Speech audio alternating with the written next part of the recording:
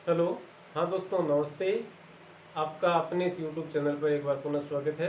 मैं अभिनव सरवा, व्याख्याता हिंदी, झुंझुनू जिले में पोस्टेड हूँ। और आज हम कक्षा 12 की हिंदी अनिवार्य की पाठ्य पुस्तक आरोह खंड 2 आरोह भाग 2 के तीसरे पाठ कुंवर नारायण के द्वारा रचित दो कविताएं, जिनमें पहली कविता हम कल पढ़ चुके थे, दूसरी कविता कविता के बहाने, जो कि इन दिनों नामक कोई दूसरा नहीं, नमक काव्य संग्रह से संकलित की गई है। वहां से इसे अवतरित किया गया, उद्धृत किया गया। इस कविता के विषय में आज हमें अध्ययन अध्यापन करने वाले हैं।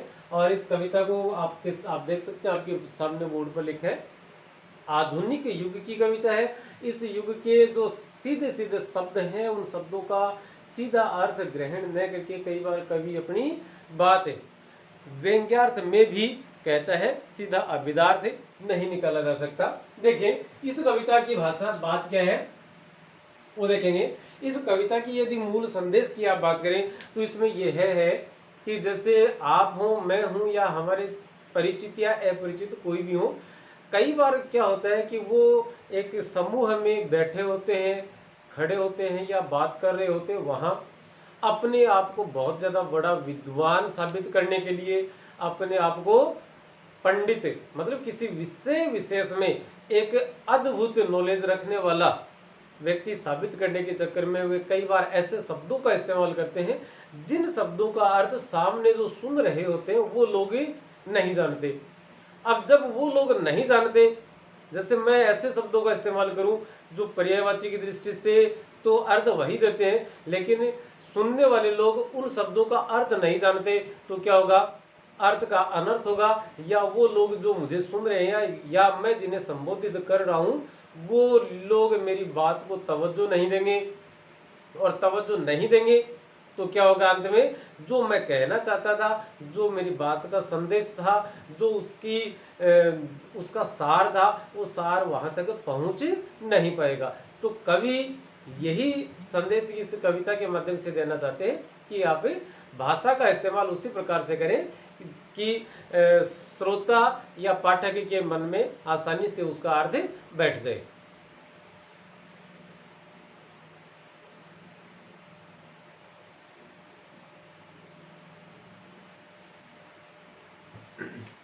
देखें कविता की बात सीधी थी, पर एक बार भाषा के चक्कर में जरा टेढ़ी फंस गई। उसे पाने की कोशिश में भाषा को उल्टा पलटा, तोड़ा मरोड़ा, घुमाया फिराया कि बात या तो बने या भाषा से बाहर आए। लेकिन इससे भाषा के साथ साथ बात और पेचीदा हो गई।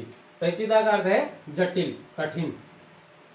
जटिल का अर्थ आप समझ सकते हैं। कई बार सिर के जो बाल होते हैं और उन बालों को जो हमारे बड़े जैसे बच्चे लोग बड़े कर देते हैं, तो घर वाले जो बड़े बुजुर्ग वो कहते हैं, अरे जट न कटा ले, क्यों कर रखे? तो जट वो उलझ जाते हैं बाल। तो उसी से आप अंदाजा लगाएं, उसी से अनुमान लगाएं कि जटिल शब्द का अर्थ है कठिन हो जाना, उलझ पुलझ हो जाना, गुंथ जाना एक दूसरे में। देखिए कवि क्या कहते हैं कि बात तो सीधी थी, पर एक बार भाषा के चक्कर में जरा टेढ़ी फंस गई। बहुत सरल शब्दों में वो बात समझाई जा सकती थी सुनने वालों को अथवा पढ़ने वालों को, लेकिन कवि के द्वारा भाषा के चक्कर में जरा टेढ़ी फंस गई। कवि के द्वारा और ज्यादा अपने आप को विद्वान साबित करने के लिए वो कहीं ना कहीं अन्य शब्दों और वाक्य और वाक्यांशों का प्रयोग किया गया। और उस प्रयोग की वजह से वो भाषा से लिए गए थे वो सारे शब्द वाक्य आदि।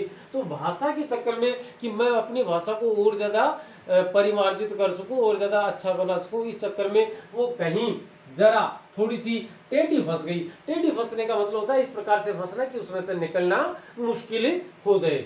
उसे पाने की कोशिश में, उसे किसे? बात को, कि बात का जो सार था वो सीधा रखने के चक्कर में मैंने भाषा को उल्टा पलटा, तोड़ा मरोड़ा, घुमाया फिराया। मतलब ये जो 6 शब्द आए हैं, उलटना पलटना, तोड़ना मरोड़ना, घुमाना फिराना, इनका अर्थ है कि अनेक अलग अलग प्रकार के मैंने प्रयास किए। वाक्य में शब्द, वाक्यों का प्रयोग किया, वाक्यांशों का किया अथवा शब्दों का किया। कि उसे, मतलब उसे का अर्थ है बात को पाने की कोशिश में, उसे पाने के कोशिश करते उसका अर्थ सही तरीके से डिलीवर करवाने के चक्कर में मैंने भाषा को उल्टा पलटा, तोड़ा मरोड़ा, घुमाया फिराया, मतलब अनेक शब्दों का, वाक्यों का, वाक्यांशों का इस्तेमाल किया। क्यों किया? कि या तो बात बने, कि बात या तो बन जाए कि जो मैं कहना चाहता हूं वो हो जाए, या फिर भाषा से बाहर आए, या फिर वो भाषा के जो मैं जटिल शब्दों का इस्तेमाल कर रहा हूं उनसे मैं बाहर निकलूं। लेकिन इससे भाषा के साथ साथ बात और भी पेचीदा हो गई। लेकिन जो नए नए, जो जटिल अर्थ वाले, जो कठिन शब्द थे, उनके प्रयोग से न केवल भाषा बल्कि बात भी और ज्यादा पेचीदा हो गई, और ज्यादा कठिन हो गई, उसका अर्थ ग्रहण करना मुश्किल हो गया। आगे कहते हैं कवि कि सारी मुश्किल को धैर्य से समझे बिना मैं पेंच को खोलने की बजाय उसे बेतरह कसता चला जा रहा था, क्योंकि इस कर्तव्य पर, कर्तव्य का अर्थ होता है कार्य, इस कर्तव्य पर साफ सुनाई दे रही थी तमाशबीनों की शाबाशी और वाह वाह। कि जो तमाशबीन, तमाशबीन का अर्थ आप लिखे इससे दर्शक, कि जो देखने सुनने वाले थे उन लोगों की तरफ से मुझे शाबाशी दी जा रही थी। क्यों? क्योंकि मैं नए शब्दों का इस्तेमाल कर रहा था, अपने आप को विद्वान साबित करने का प्रयत्न कर रहा था। तो जब ऐसे उन शब्दों का प्रयोग, उन शब्दों का उच्चारण जब लोगों ने सुना तो उन्होंने और शाबाशी दी, वाह वाह की, दाद दी। तो मुझे और प्रेरणा मिली कि मैं और शब्दों का इस्तेमाल करूं, ऐसे ही और शब्दों का प्रयोग मैं अपनी बात को कहने में करूं। तो देखो क्या कहते हैं कि सारी मुश्किल को धैर्य से समझे बिना, कि वो जो मुश्किल पेश आ रही थी कि अपनी जो बात थी सरल शब्दों में समझाई जा सकती थी, डिलीवर की जा सकती थी, वो नहीं कर सका। तो अब वो जो मुश्किल क्यों हो गई? क्योंकि मैंने भाषा के नए नए शब्दों, वाक्यांशों का प्रयोग किया था। अब मुश्किल हो गई, और इस मुश्किल को मैंने धैर्य से समझे बिना, मतलब आप ये इस वाक्य से एक अपनी जिंदगी का एक नया सबक सीख सकते हैं कि यदि कोई मुश्किल आती है तो उसे पहले धैर्य से परखिए, समझिए, तब जाके आप उससे बाहर निकल पाएंगे। मुश्किल को धैर्य से समझे बिना मैं पेंच को खोलने की बजाय उसे बेतरह कसता चला जा रहा था। जैसे वो चूड़ी वाला, जैसे इस बोर्ड को टांगने के लिए यहाँ जो नीचे ऊपर साइड में जो पेंच लगाए गए हैं, मैं उनको कसने की बजाय, सॉरी, उनको खोलने की बजाय, मतलब बात को खोल के बताना था, व्याख्यायित करना था, लोगों के सामने उसे बहुत आसान तरीके से समझाना था। तो ऐसा करने की बजाय मैं क्या कर रहा था? उसे बेतरह का मतलब जबरदस्ती कसता चला जा रहा था, कि वो जो बात थी उसे और ज्यादा उलझाता चला जा रहा था। क्या कह रहे हैं कवि?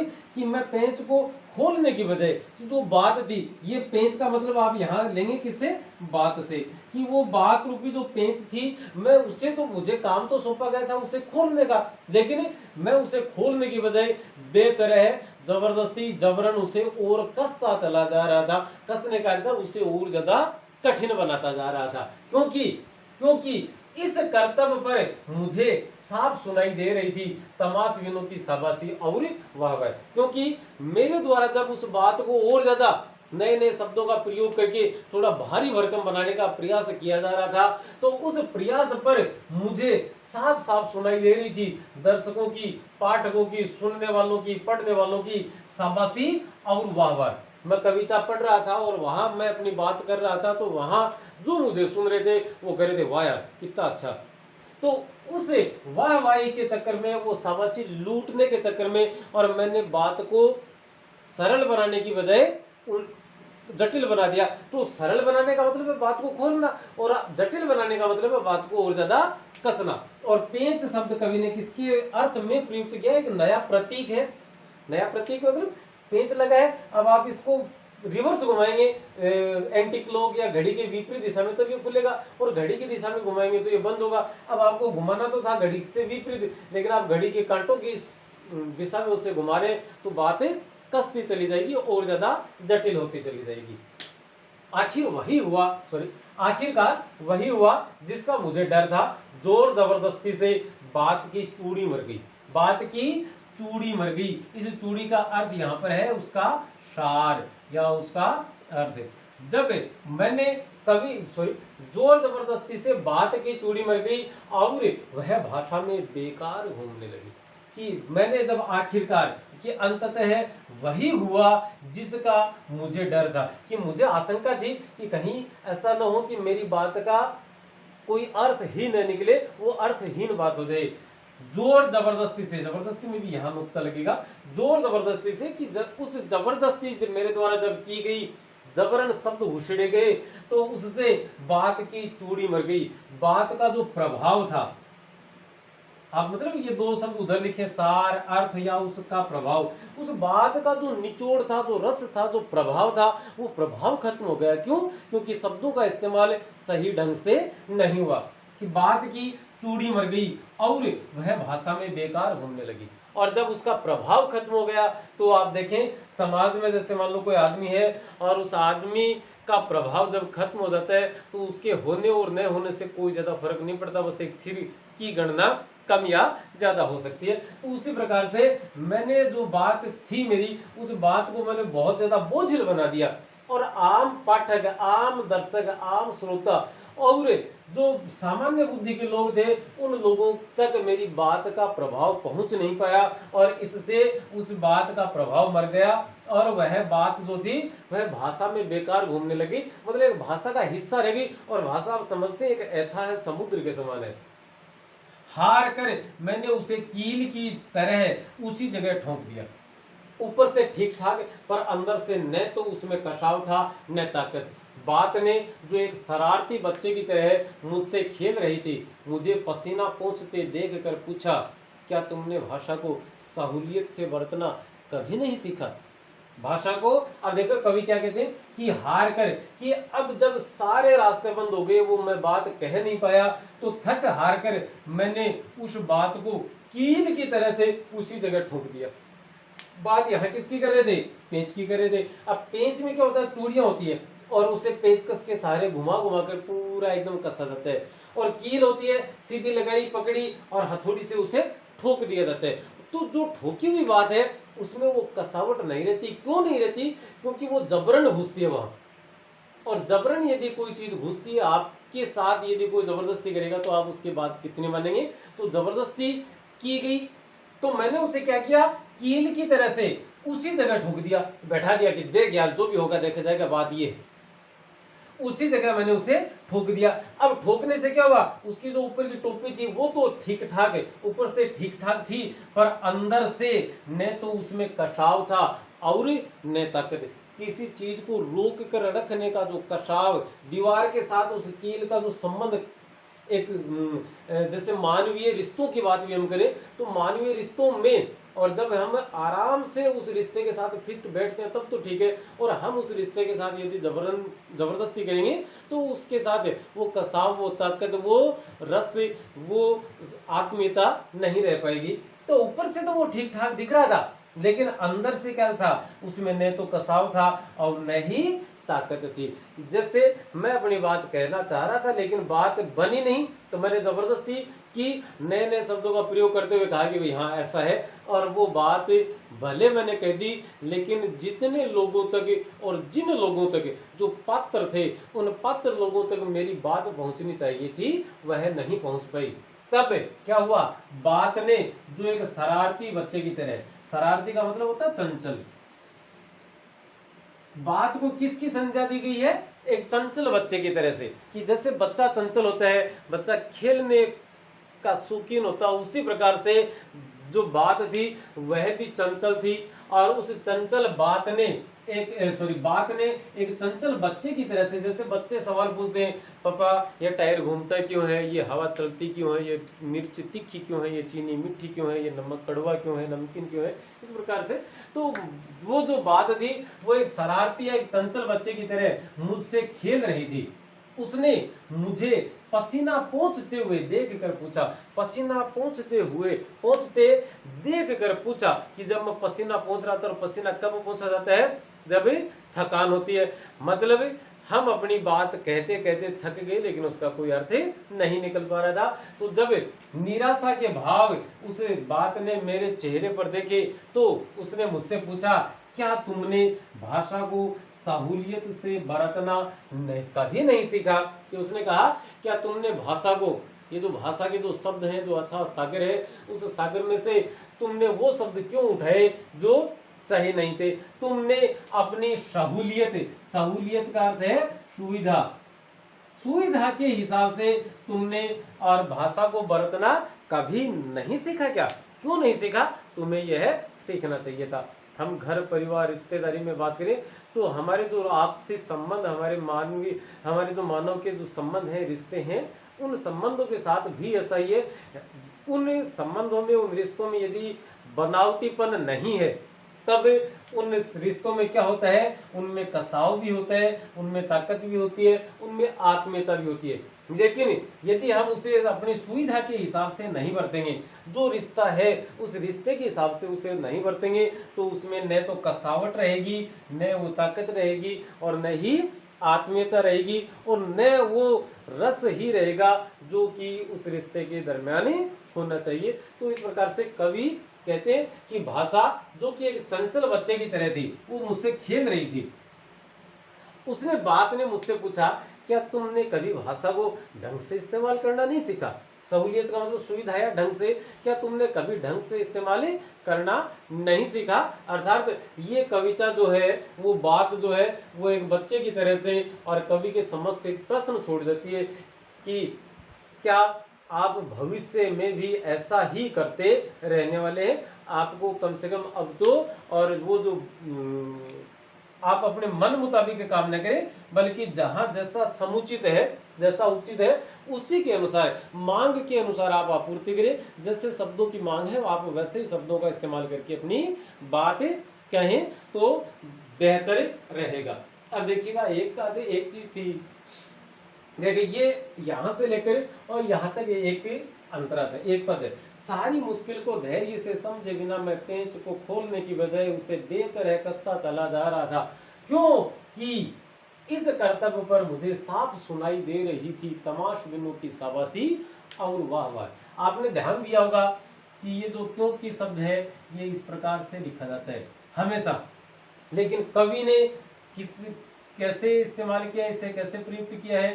क्योंकि यहाँ मतलब इस वाक्य में, इस क्यों में एक प्रश्न भी है कि मैं उसे बेतरह कसता चला जा रहा था, क्यों? क्योंकि मुझे अपने इस कार्य पर, क्यों कसता चला जा रहा था? आप यहाँ प्रश्नवाचक चिन्ह लगा के देखें एक बार, क्यों कसता चला जा रहा था, ये प्रश्न पूछा गया। तो कवि उसी का जवाब अपने अगले पद में दे रहे हैं कि इस कर्तव्य पर मुझे साफ सुनाई दे रही थी तमाश बिनों की शाबाशी और वाह वाह, क्योंकि मैं उसे बार बार लगातार बेतरह जबरदस्ती किए जा रहा था। क्यों? क्योंकि जो सुनने वाले थे, जो तमाशबीन थे, जो दर्शक थे, उनके द्वारा मेरी सराहना की जा रही थी, और वो जो सराहना झूठी थी, वो मेरे लिए प्रेरणा का स्रोत बनी हुई थी कि मैं उसे और ज्यादा जटिल बनाता चला जाऊं। ऐसा हमारे पारिवारिक रिश्तों के साथ भी अमूमन होता है।